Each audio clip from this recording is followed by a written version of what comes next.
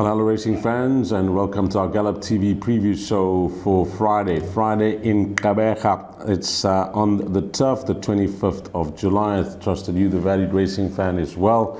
And we always kick off the weekend with racing from Fairview, and it is the Champion Juvenile Cup. That's the feature race on Friday. More about that a bit later. Just to welcome Grant Paddock to the show. And Grant, how's things in your neck of the woods? Yeah, morning D's, morning punters. Weather's pretty good, there's no doubt about that, and decent card for tomorrow, I must be honest. There's some lovely horses running, and it looks like we can make a bit of money. Okay, let's go. Race number 1. Welcome to Nelson Mandela Bay Open Maiden, and it's over 2,400 meters, so we got a staying race. And again, I remind you, we're on the turf. Guidance with betting, number 1, Garden Sun at 2-1. Then we got horse number 4 at 8-1. A 13-10 shot here, Grant. Number 5, Global Scene from an informed stable of Jan Nel. Number 6 is trading at 4-1, and it's double figures the balance. I mentioned open maiden, so the weights are spread from top to bottom. I'll see the top weight at 61 kgs, and we go all the way down to 51.5 kgs. But just on the process of elimination, there's more no hopers in this race over this distance than those that can win. Yeah, 100% D's. Tricky kind of a start, to be very honest with you. 2,400 meters in the maiden plate, open handicap. Not going to be easy for some of these horses. There's a bit of talk around for number 4, Incendiary, who's going the right way, stepping up in trip to the 2,400. The filly from, the gelding from Sharon Kotzen Yard with Kelvin Habib up carrying 55.5. Nice galloping weight.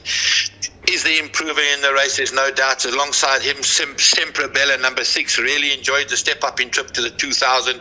Got the claim on of Nervin Stili, got to 52 on its back only. Got to be a massive runner. Quite badly inconvenienced in its last start, D's, and it's going to be a big run over the 2,400 meters, there's no doubt.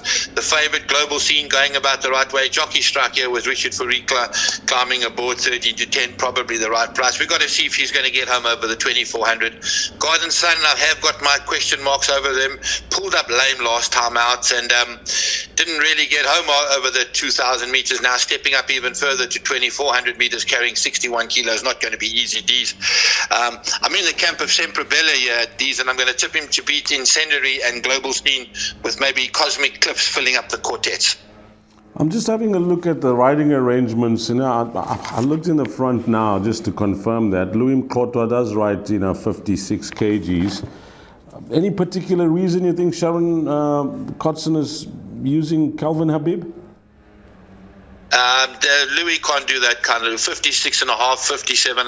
He's closer to 57.5, to be honest with you, D's, and a little bit too much overweight on a open maiden. You need all the help you can there, so that's probably the reason why Kelvin's riding at the correct weight. Yeah, maybe just Sharon deciding now, I don't want 1 kg over, because I saw he's 56.5. 1 kg could have been okay, but they decided, let's keep the horse at the weight, use another jockey. And as Grant mentioned, there's talk about for number 4, Incendiary. So race number 1, Grant Paddock has picked up 2 nice horses here, numbers 4 and 6, that you include in your trifectas and quartets, and whatever bet you're taking, even the bipod that begins in race number 1. Talking about exotics, race number 2 will kick off the place accumulator at 13-10, 1,600 meters, an open maiden, 4 fillies and mares. This is how they're betting, Grant. Number 1, Gentile at 7-1. Horse number 2, Beach Queen at 28-10. So is number 3 at 28-10. We got a 15-10 shot here, and just for you, with Louis Mkotwa up for Jean-Nel, a horse that does jump off the page when you have a look at our last 2 runs, and it's double figures the balance. It is the start of the PA. The punters need to get on by 13-10, 10 past 1. Do we go a banker in the PA at least with number 4? Yeah, 100% D's. This filly's actually worth a bet, to be honest with you. 15-10, I think, is a very good price. Having her third run after a break, she loves the grass, loves the mile, and I think she's going to be very, very hard to beat under Louis Mkotwa. It's a very, very shallow field. The dangers, obviously, Gentile, Beach Queen, and Aminato. But they've had their chances, and they're very, very moderate themselves. A bit of a spook in the race, number 7, Welsh Starlet, having her second run for Jacques Stradum. They gave her a sprint about 2 weeks ago, and she ran a phenomenal race, running fifth, finished in a time of 22 point odd. And she'll enjoy the step up to the mile. And if she can get herself in the race, she'll be running on strong. But I think this horse, Just For You, is actually worth a bet, D's, and banker in my place accumulator. And I'm tipping at 4-2-3-1. 4-2-3-1, but a nice roughie number 7 if you're playing quartets and trifectas. But we're going all in leg 1 of the PA with number 4, Just For You. The big one, the pick 6, begins in race number 3. It's at 13:45. It's over 1,600 meters. A merit-rated 86 handicap. Number 2 is Dowser. That's at 4-1. Yeah, Luim Kortwa's got some nice rides on the day. And this is another one that could be priced up at a fair price. Then we got horse number 4, which is Mr. Fox, and it's Richard Fareed at 9-10. 6 is Danelli at 8-1, and we got number 7, Harlem, a 7-2 shot. What are we doing in leg 1 of the pick 6, Grant? Let's just go through the race first, and I've got Dowser as my value bet on the day. I thought he ran an exceptionally good race at the 96 level last time. I got beaten half a length. It's down to the 86 level now. Luim Kortwa stays aboard, loves the course and distance. I actually think he's going to be a very hard horse to beat. I know there's a lot of money on Mr. Fox. He was super disappointing last time. I probably didn't get home over the 2,000 meters, but wasn't really given much of a chance from where he turned for home at the back of the field. Ran on a bit, but I think he's got his work cut out. I don't think he's an 8-10 shot. I think Dowser will hold his measure. Green Mandarin, on the other hand, very, very big runner as well. 10-1. Last time the boy got into severe interference, got a 2-week suspension for bringing another horse down. But he went past the post with a double handful and nowhere to go. Got to be a massive runner in a field like this. We got 3 horses in the pick 6 here, 2, 4, and 5. And I'm tipping at 2, 5, 4, and 6 Ds. 2, 5, 4, and 6 playing against the Grainia with the odds-on shot number 4, Mr. Fox. And if 2 and 5 have to arrive in leg 1 of the pick 6, I think you'll certainly drop tickets here. That pick 6 begins at 13:45. We move along to race number 4 at 14:20. It's over 1,600 meters, a D division class, merit-rated 70 handicap, and the betting is like so. Number 3, George Handel at 6-1. 4, Red William, 14-10. Again, look at who's the jockey. Luim Kortwa mentioned he's got some choice mounts. 5 is Twilight Bay at 4-1. And we got the filly, Courageous, for Ellen Greef and Richard Fareed at 33-10. Are you convinced with the Red William being as short as 14-10, or you thought maybe a bigger price looking at the opposition? D's, I actually thought it would be in the red, to be very honest with you. Very, very weak field once again.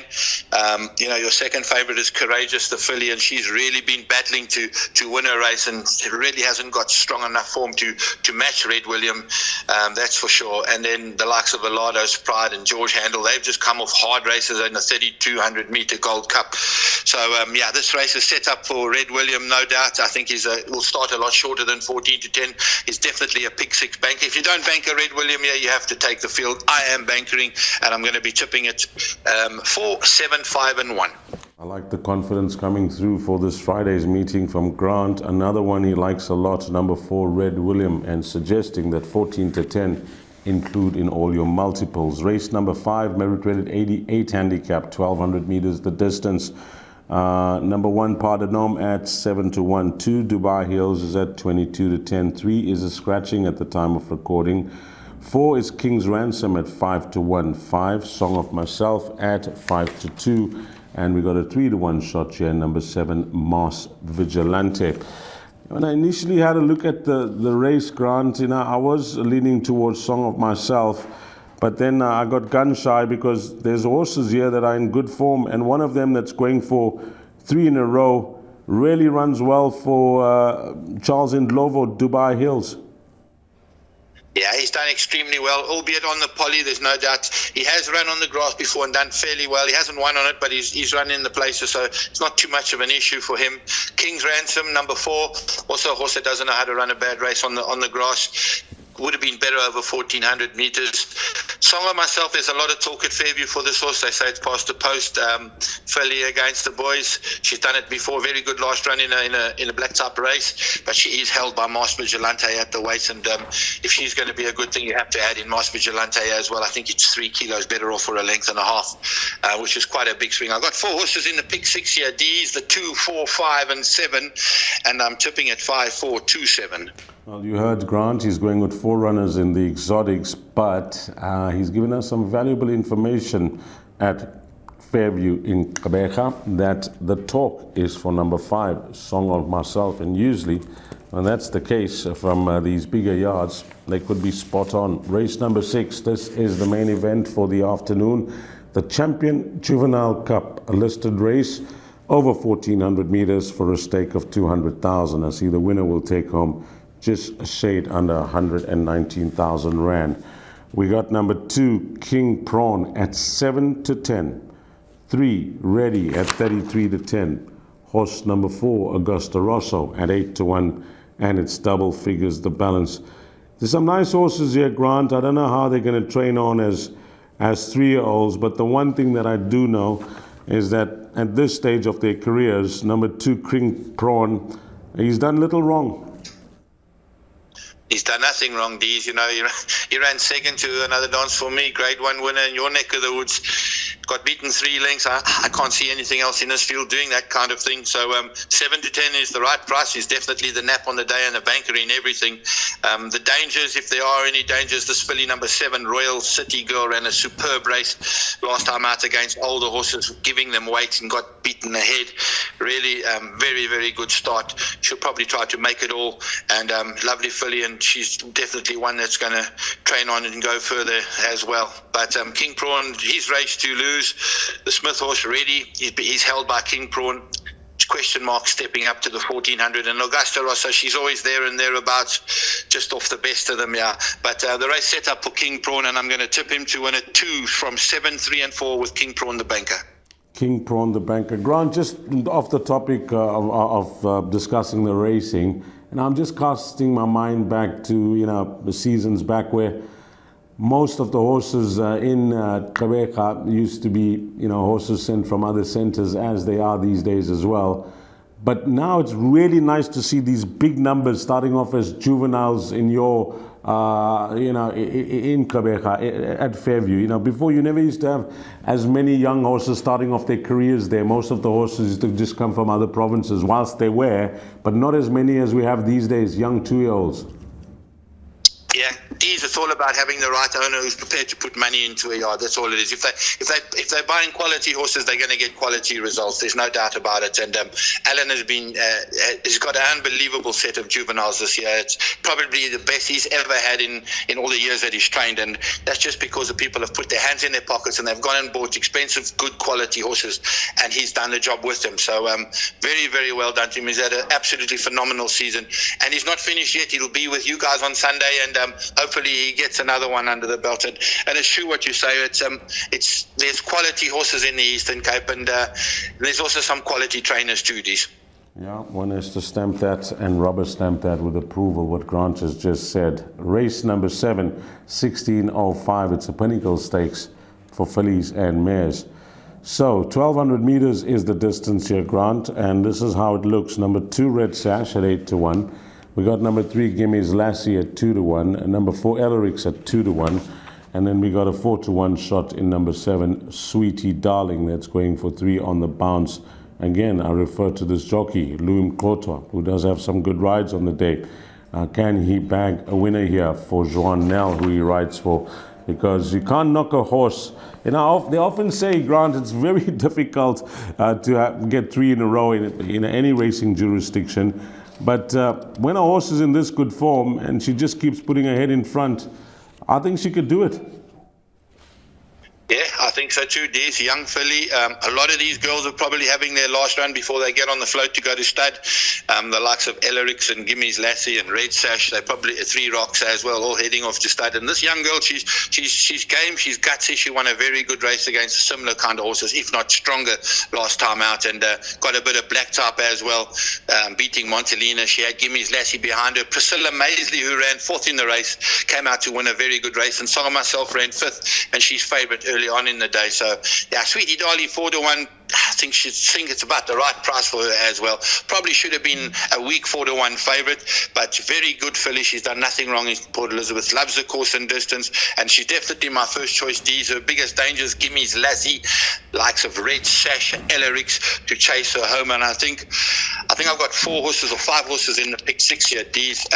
But I do definitely like Sweetie Darling to take the honours, and I'm tipping it 7, 3, 2, and 4. And I'm adding in, those are my pick 6 numbers as well. Okay, so Grant playing with some cover here in the pick 6, but as he stated, maybe a roving banker with number 7, Sweetie Darling, in any of your other bets. We close things off in race number 8, and we should close things off at 1640. It's over 1,200 meters, and here we need your help, Grant, because this looks tough. Beechamwood Boy, number 1, 4-1. Number 2, Imaginable at 4-1. Then we got 3, Sweet and True at 7-1. 5, New Mexico at 8-1. Number 6, Vegas High Rise at 7-1. Then we got 7, Silvery Surf at 8-1. 9, Winter Warfare at 7-1. It's double figures, the balance. Yeah, you usually pick your spots on where you're going to play your quartets and trifectas, if that's the game you like. This is the race that I've earmarked as a definite quartet race. We know we get a nice sizable pool when we close things off in Gqeberha. When it comes to the last race, you generally get a good dividend as well. This spells quartet to me, Grant, and we need your help here. Yeah, it is a quartet race. There's no doubt about it. These Beechamwood Boy, number 1. He took Andrew on last time out. He was very aggressive pre-race, and he ran accordingly. Just got run out of it late over the 1,200 on the poly. Probably a better option on the grass over the 6 furlong. I'm not too keen on that 12 draw, to be honest with you, on the outside. I think the going is much better down the inside. Imaginable trotted up first time out, took his penalty, and I really do think he's a horse that can go back to back. Louis Mkotwa, number 3, Sweet and True, does nothing wrong, course and distance, very, very good form. I think 7-1 is very generous on that horse, and there's probably be one of the roving bankers for me. There is talk for number 5, New Mexico from the Toro Langyard with Chase Mujanop. I see there's been a bit of money for it as well, and it doesn't have to be too special to win a race like this. And then the 2 horses from the Kelly Mitchell Yard, Silvery Surfer and Winter Warfare, both horses got decent form over course and distance. Winter Warfare coming back from a gelding, which he needed quite badly, and he will strip a much better horse for it. Tricky race to end up the day. The 2 roving bankers will be 2 and 3 in the quartet, and we'll be adding in 1, 5, 7, and 9. And I'm tipping it 2, 1, 3, 7. Okay, Grant has given us some good numbers there in race number 8 to close things off. Let's go to your suggested bets, Grant. That's up on screen now. Thank you very much, Dees. Best bet race 6, number 2, King Prawn. My value bet race 3, number 2, Dowser. And my suggested bet, the place accumulator, goes as follows. We open up with a bank of 4, by bank of 2, by bank of 4, by 4 and 5, by 2 and 7, by 3 and 7, by 1, 2, 3, 7 for 32 Rand full unit. Before we say goodbye to you, Grant, as always, we thank you for your time and for your effort for all our race meetings from Gqeberha. But we're not going to let you off the hook. You briefly mentioned during the course of the show on the young juveniles that Alan has and what he's done throughout the season with those fillies. You would have had a look at the Whirlpool race meeting card featuring the Gold Cup on Sunday. I think my first question will be Golden Palm, 4-10 now, Grant. 4-10. What's your thoughts? Yeah, I don't think Alan would have ever dreamt he's had 2 runners in grade 1s, and they've both been in deep in the red, and it's a very, very good filly. I actually think she's a touch better than Another Dance for me. Whatever beats her will win these. I think she's the banker. I think she's the banker with King Peles on the day, but she's just absolutely brilliant. Okay, you've given us 2 horses that you like in the Gold Cup, King Peles and, of course, Golden Palm. That Hong Kong Champions Cup, What's your thoughts there with Real Prince, Gladiatorian, and the reigning horse of the year, Dave the King? You got Seed again there. You think you need to play for cover and try and beat Dave the King in that race? The pace is going to be very, very important in this race. There's a horse called Monty Hen who likes to stretch his legs, and I don't think Dave the King is going to enjoy that, having a horse sitting next to him over 1,800 metres. He might not get home. There's definitely going to be cover. With a lot of pace on, it's going to suit the Real Prince. It's going to suit horses like the Gladiatorian and the horse from Nathan Cotton's yard, which I thought ran a very good race in the July. I think the race is around those four, and very, very interesting race. But I still think, Dean Cunningham is the master of these grade ones, and I'm going to stick with the good ones. I brassed him in the July, and he proved me wrong. I'm not going to do that, make the same mistake. Thanks for your time, Grant. As always, have a blast, and hopefully it turns out to be a wonderful day this Friday if you are playing at Fairview. Thank you very much, Steve, and good luck to those guys playing tomorrow. Goodbye. Thanks to Grant Paddock, thanks to you, the valued racing fan, and of course thanks to the Gallop TV crew. From myself, Dees Dine, and have a blast, find all the winners, and hopefully it turns out to be a good start to the weekend as we build to Sunday, bringing down the curtain on champion season, bringing down the curtain on what has just been a wonderful season that began on the 1st of August 2024, and we'll see champions crowned this Sunday. Until we meet again, you take care. Salani Gashle.